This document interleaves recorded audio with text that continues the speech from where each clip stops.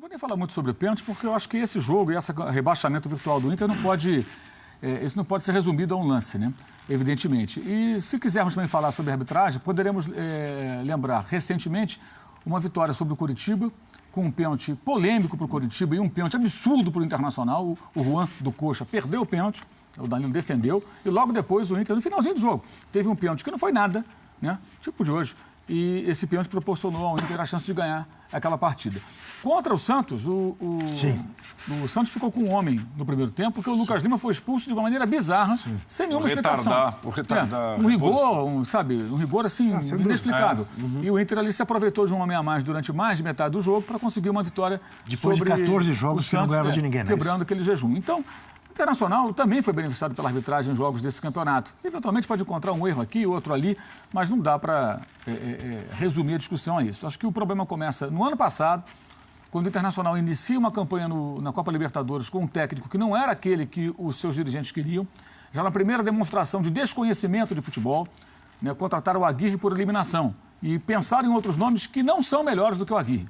O Aguirre levou o Internacional até a semifinal da Libertadores. O Inter foi derrotado pelo Tigre do México, um time com investimento absurdo, que tem um centroavante da seleção da França, que ganha cerca de R$ 1,5 milhão por mês. Verdade. Se não for mais, né? Porque o salário do cara é dolarizado, é pelo euro, sei lá, alguma moeda estrangeira. Então, o Gignac ganha uma fortuna, mais do que qualquer jogador no futebol brasileiro. Investimento do time mexicano de 70, 80 milhões, um negócio absurdo, né? E foi para esse time que o Inter perdeu, ou seja, uma derrota perfeitamente normal, né? A equipe do Tigre foi vice-campeã da Libertadores, o Inter fez a melhor campanha entre as equipes brasileiras, né? E depois o Aguirre foi demitido. Aí veio o fato novo e a humilhante goleada imposta pelo Grêmio, a maior da história do Grenal. Foi na administração do senhor Vitório Pífero, no ano passado. O Internacional seguiu em frente. Vem esse ano, sua especialidade, ganhar o Gauchão. Legal para rivalidade e tudo, mas é muito pouco ganhar o Campeonato Gaúcho. Ganhou o Campeonato Gaúcho, sim. E daí? Investiu num técnico que é um bom técnico para equipes de menor porte, que é o Argel, né? De novo, está claro isso aí. Um Criciúma, uma Portuguesa, um Vitória, um Figueirense. Ok, o Internacional é outro tamanho. Não é time para um técnico como o Argel. Por quê? Nada contra o Argel especificamente, mas a sua maneira de ver futebol não combina com um clube como o Inter e com o elenco que o Inter montou. Ainda fez contratações ao longo aí da temporada, né? Ariel, Nico, né? Enfim, alguns até jogador caro, o caso do Uruguai, Nico Lopes. Então começa errado no ano passado, continua por esse ano e passa pelo Falcão, que é um ótimo papo, um homem educadíssimo, um gentleman, o rei de Roma, ídolo de Jean Oddi, por ter brilhado na equipe da capital italiana, mas... E o ídolo também. Comprovadamente não é um bom técnico. Ou alguém tem dúvida disso? Não. Não é um bom técnico. Aí contrata pela terceira vez, inclusive quando eu estive lá fazendo o jogo do Inter contra o Santos, conversando com os amigos da imprensa gaúcha, né? Eles comentavam sobre isso. Foi impressionante como o Inter investe pela terceira vez no Falcão, que não deu certo. Insistem. Ou seja, aquela velha ideia de que o cara é um ídolo, funciona mais ou menos como um escudo, vai que dá certo. Futebol não comporta mais o vai que dá certo. Tem que ter um mínimo de planejamento e de entendimento, de conhecimento do assunto. Não funcionou com o Falcão. Aí demite o Falcão, muita criatividade. Celso Roth, né?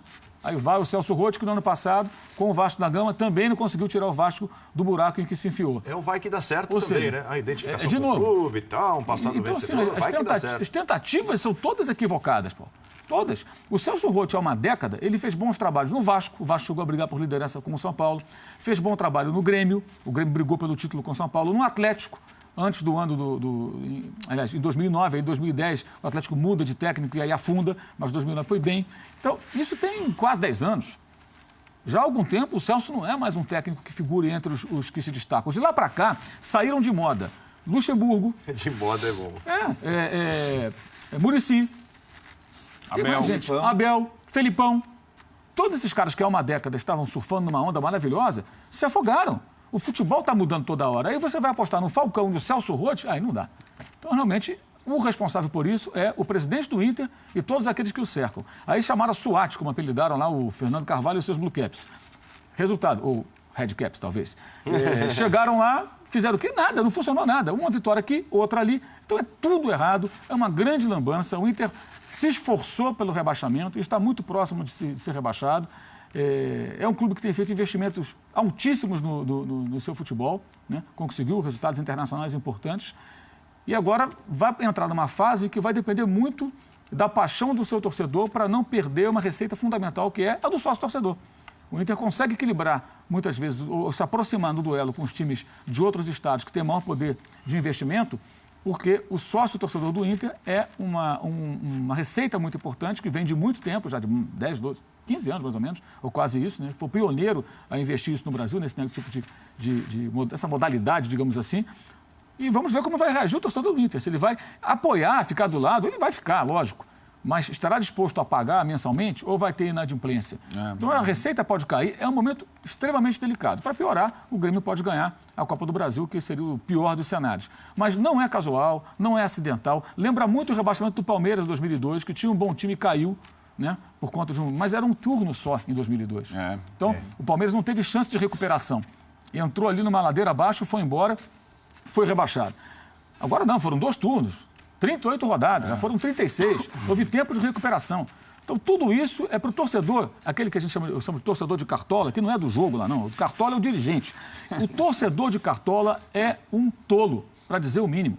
Porque é o cara que confia cegamente em dirigente de futebol, que acha que o dirigente pesa mais do que o clube em alguns momentos, mesmo quando leva o clube para o buraco. Os cartolas do Internacional são os grandes responsáveis por isso. Não é o Celso Roth, não é o Falcão, não é o Argel, não são os jogadores. Os maiores responsáveis são eles. Né? Que no final, aí, quando a vaca estava indo para o brejo, aí, depois de uma campanha de elitização do Beira-Rio, com a criação de várias bobagens lá, como a Câmara do Beijo, a cheerleaders e não sei o quê. As promoções, sabe, meio NBA, que é uma coisa para americano, né, para a gente aqui no Brasil, não tem nada a ver com a nossa cultura, muito menos com a cultura dos torcedores gaúchos, que são mais argentinos, uruguaios e tal. Aí abandonaram isso tudo, baixaram o preço de ingresso, chamaram a torcida foi.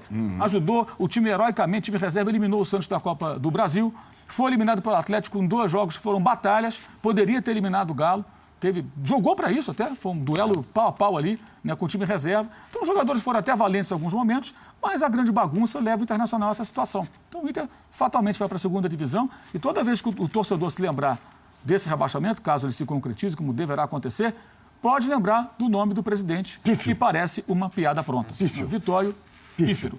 Ou Pífio.